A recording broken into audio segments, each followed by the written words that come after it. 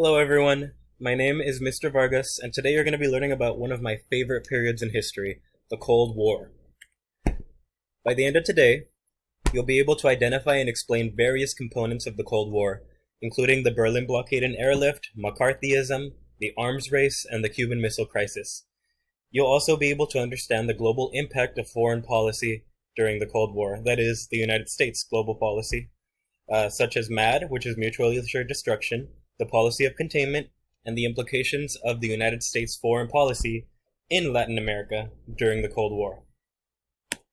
Let's get straight into it. What was the Cold War? The Cold War began after World War II and is considered cold because it never escalated into armed conflict between the two participating countries, the United States and the Soviet Union. Do note that this does not mean that violence was avoided, but simply there was never a declaration of war between the two. Now, these two countries involved were the leading superpowers of the world, and while the United States practiced capitalism, the Soviet Union practiced communism. The first phase of the Cold War took place in Europe. Now, I'll preface this by saying that the Treaty of Versailles punished the Germans for their role in World War I, albeit a bit excessively, but we'll get into that another time. Part of the consequence for Germany was that their country would go under the control of the winning countries from World War I. That included both Germany as a whole and the capital of Germany individually, as shown in this map. The west side belonged to the United States, France, and Britain, and the east belonged to the Soviet Union, and Berlin was split up this way too. During the Berlin Blockade, the Soviet Union leveraged their geographical position and blocked the roads leading to West Berlin. The Soviets wanted to manipulate their former allies into giving up their control of West Berlin by starving the people who were stranded there.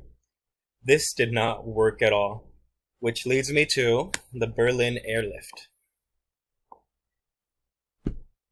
This lasted 11 months, and the combined air forces of the United States, Britain, France, Canada, Australia, New Zealand, and South Africa flew over 200,000 times in 1 year.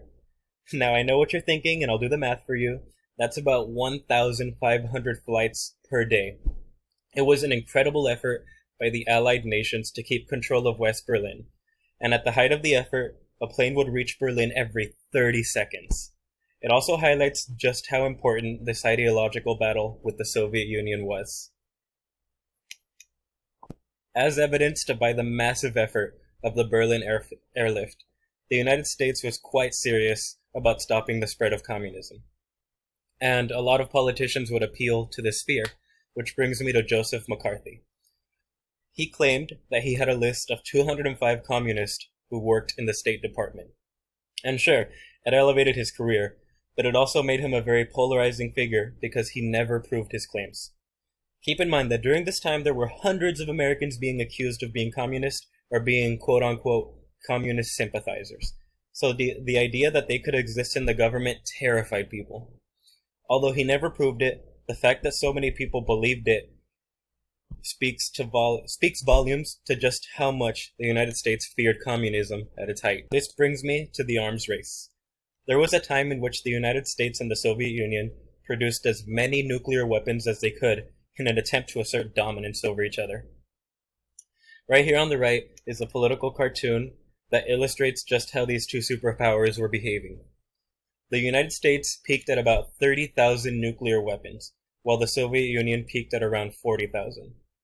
In fact, the arsenals of both countries got so big that the United States and the Soviet Union agreed to a policy called M.A.D, which stands for Mutually Assured Destruction, which we'll get into shortly, right after we talk about the Cuban Missile Crisis. The Cuban Missile Crisis was probably the closest that we've ever gotten to the end of humanity as a whole. It almost wiped us off the face of the planet. Soviet leader Nikita Khrushchev made a secret agreement with Cuba to plant nuclear missiles on the island, which, mind you, is about 90 miles from Florida. So when the United States found out via a U-2 spy plane, all hell broke loose. President Kennedy ordered a naval blockade of Cuba to ensure that no more missiles would be planted, and he demanded that the current ones be dismantled and taken back to the Soviet Union. After tense negotiations, and I mean tense, the Soviets agreed to remove them, so long as the United States agreed to not invade Cuba again. Now let's get into M.A.D. Mutually Assured Destruction. It's one of the reasons that both President Kennedy and Khrushchev were able to keep their fingers off the trigger of their nuclear weapons. Basically, both leaders knew that a war with nuclear weapons would likely wipe out humanity.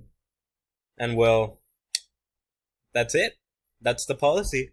It was simple, but supremely effective, and keeps our country's leaders in check to this day. With the Soviet Union attempting to spread communism anywhere that they possibly could, the United States had to respond, and they responded with the policy of containment. It was the cause of both the Korean War and the Vietnam War, in which we opposed communist regimes in the name of democracy. This policy was extremely costly. It involved the Marshall Plan, which pumped $13 billion into rebuilding Western Europe. The hope for this was that the European countries will be pushed into a better economic situation. Thus, they would not be tempted to resort to communism like the Eastern European countries. And with the exception of Vietnam and Korea, it was actually pretty effective. Now let's get into Latin America. Unfortunately, one of the implications of the containment policy was that the United States would often support foreign capitalist leaders even if they were corrupt. Unfortunately, this happened often in Latin America. The United States intervened in many countries' conflicts oftentimes on the side of a dictatorial government regime that claimed to be democratic and/or capitalist. Included in these countries are Nicaragua, Argentina, Brazil, Guatemala, Haiti, Paraguay, and Chile. And other parts of the world that weren't in Latin America where we intervened were Indonesia, Zaire, Iran, the Philippines, and Iraq. This intervention was seen as necessary to curb the spread of communism, which legitimately terrified people, as you know. But I will say this. Some good things did come out of the Cold War. In the name of national security, the United States invested in education, research and science, technology like computers, and transportation infrastructure. The transportation infrastructure largely got approved because Congress wanted the roads to be ready for a potential war and needed speedy evacuation routes.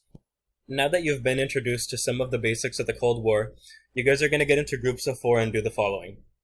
You're going to choose one person from your group who's going to be the leader, and they're going to create a Padlet account.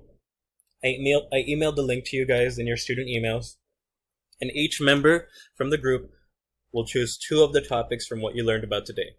Then, on your group's Padlet, you will explain in depth what it was and how it impacted the Cold War between the United States and the Soviet Union. If your topic happens to be a foreign policy, explain the global impact of that policy. So that includes mutually assured destruction, containment, and anything involving United States intervention in Latin America. This PowerPoint will also be sent to you via email, and each slide is considered a topic. There are 9 topics to choose from. The leader of the group will only have to choose one topic, but will also be graded on the overall organization and look of the Padlet. When you are done, your Padlet should contain 7 out of the 9 topics we covered in this lecture. Thank you guys, and I hope you guys have some fun with this assignment. I honestly think this period in history is really interesting, and I hope you guys feel the same.